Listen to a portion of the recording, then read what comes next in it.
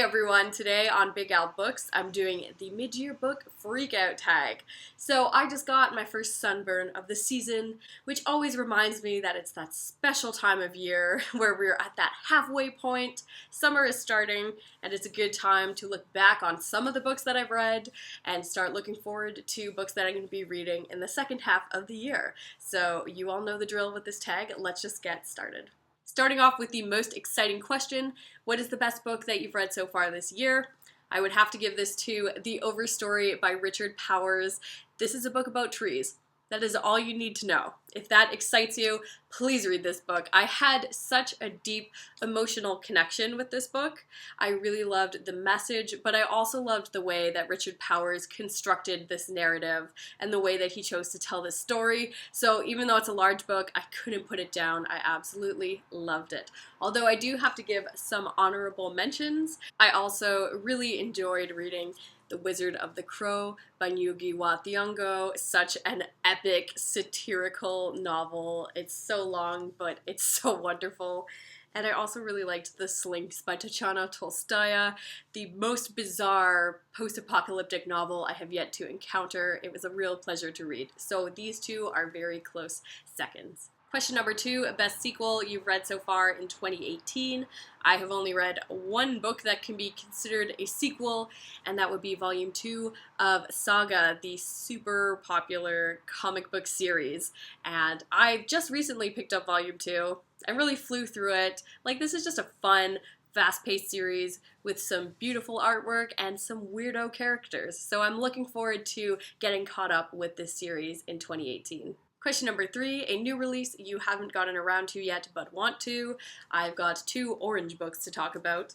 The first one is There by Tommy Orange. I don't buy hardcover books very often, but this just sounded too good. I think it's an interconnected group of short stories forming a novel that revolves around people trying to get to the Oakland powwow.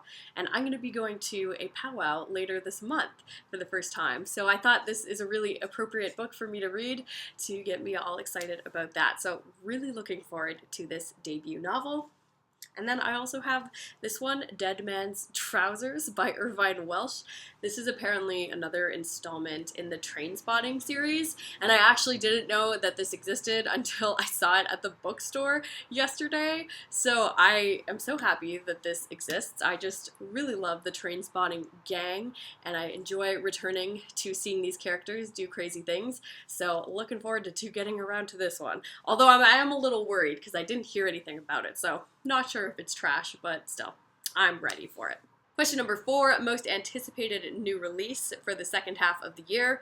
I'm going to cheat for this one because the new release that I am the most excited about doesn't drop until February 2019. But it's okay because it's going to be so worth the wait.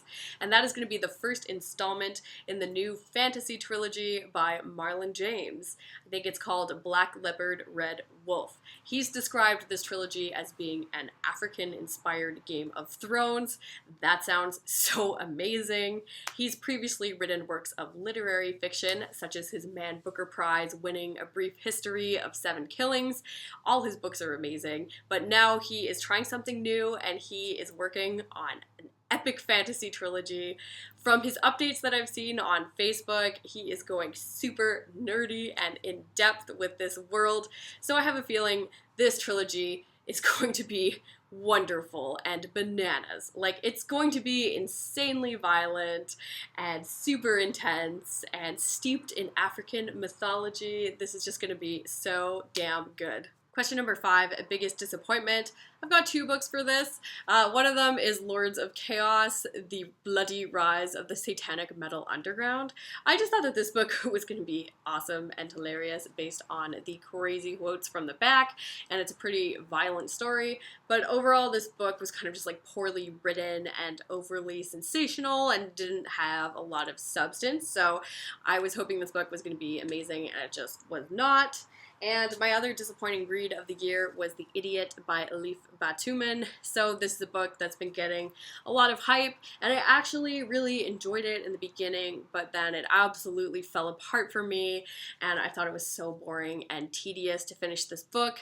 And I especially had, I think, a high expectation for this book since it draws its name from Russian literature, so I thought there might be some kind of connection with this book and Dostoevsky, and it just wasn't very satisfying for me, so didn't really enjoy this one very much. Question number 6, biggest surprise. That would definitely be My Life by Benvenuto Cellini. This is a memoir written by an Italian artist from the Renaissance period. I didn't choose to read this book, but I had some students in my English class who wanted to read this one for a literature circle, and I decided to read it along with them, and I thought this was going to be so boring. Like, it's really long.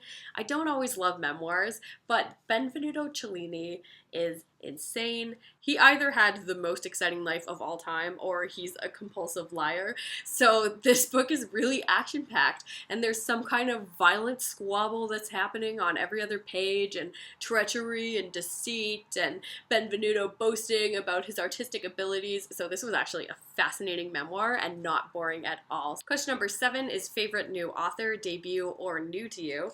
I have to mention Richard Powers in that he was new to me. I had never read him before, and he totally blew me away with The Overstory, and he's got a pretty good back catalog of works, so I definitely need to read more of his stuff because I'm definitely intrigued. And a new favorite debut author has to be Kamila Grudeva. I read her collection of short stories called The Doll's Alphabet, and they were just so bizarre and original and just strange that I really liked what she's doing.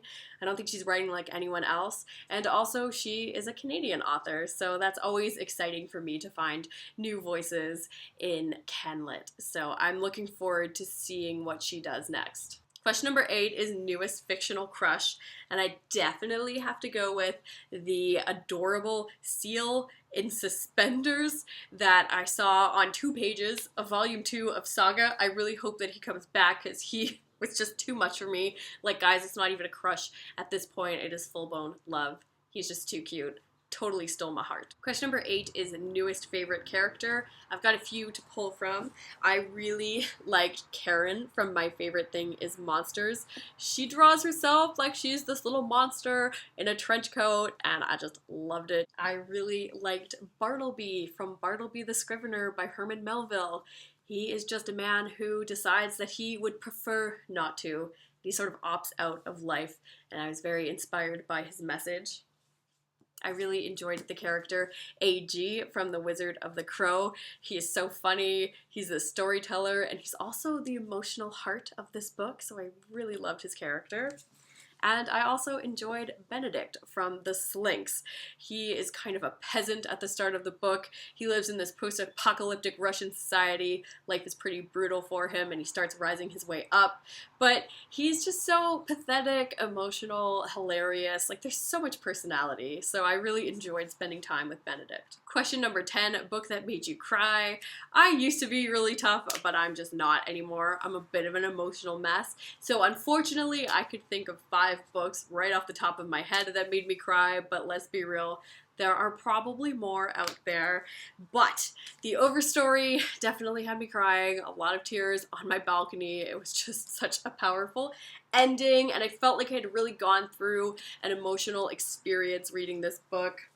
Same with The Wizard of the Crow. The ending, it was like happy tears, but it was so cathartic after going through this whole book. The ending of The Marrow Thieves by Cherie Demeline also had me crying. There was just a really emotional scene at the end, definitely got to me. Shed a few tears reading Fathers and Sons by Ivan Turgenev. There's just something very melancholic about this book that connected with me. And lastly, one of the poems in A Really Good Brown Girl by Marilyn Dumont absolutely had me crying. It was about death and how the spirit moves on after death, and how that's kind of a beautiful experience, even though it's hard for the people who are mourning the loss. So that's always a touchy subject with me, and this one definitely had me bawling. Question number 11, a book that made you happy. I'm gonna have to go with Bone by Jeff Smith. I spent my whole March break working my way through the whole series of these comics, and they were just delightful. Like, charming AF. I really loved every minute.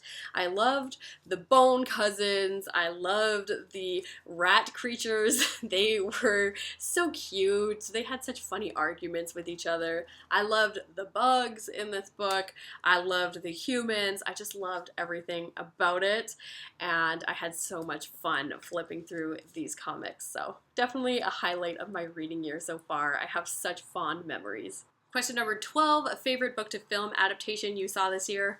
I don't think I saw any new release films that were book adaptations, so I'm gonna go with Howl's Moving Castle, which was originally a book by Diana Wynne Jones that I read a really long time ago in my childhood, and I just saw it, the Studio Ghibli film version, and that was my first Studio Ghibli film, and I really loved it. I had such a delightful time. That's actually made me want to reread that book. It's been so long, and I actually really want to see a lot more films by Studio Ghibli because I just was really enchanted. Loved it a lot. Question number 13 is favorite review you've written or favorite video you've made this year. And I would just like to acknowledge that I have been pretty slow with creating content this year. I haven't really been making as much as I wanted to, and some months I was really only able to make a wrap up, so I'm sorry that I'm not more prolific, but for me, trying to get through my first real year of teaching was a challenge, so I wasn't always able to make everything I wanted to, but I will say that I did enjoy filming the classics and contemporary pairs tag. That was just a lot of fun. I got to pull out a stack of books, make some connections, so I did enjoy filming that video for sure. Question number 14 is most beautiful book you've bought so far this year. I usually try not to buy books for their covers, but I could not turn down this beautiful edition of The Bone People.